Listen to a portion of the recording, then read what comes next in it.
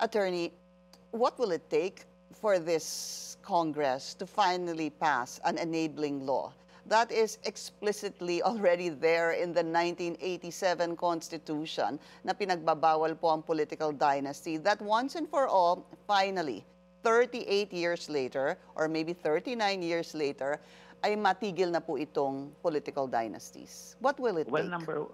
number one, maganda na si Speaker na mismong nagsabi, Speaker D, nanguna na, nagsanabi na niya yan.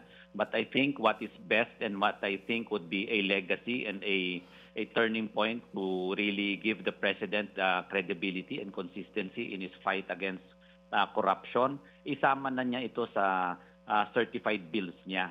Make it his legacy na in his term, despite every doubt na mangyayari yan, magawa niya na makapasa ng anti-dynasty definition, anti-dynasty law, and I think that would stick as a good legacy for him and his family. Siguro yun pong pwede niya ulit sabihin na mahiya naman kayo. Mahiya naman kayo. Oo. And let him be the first to give an example of it.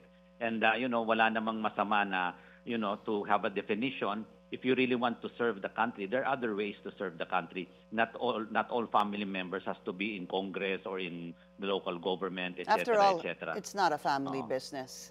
Yes, it's not a family affair, and you are not to inherit a position.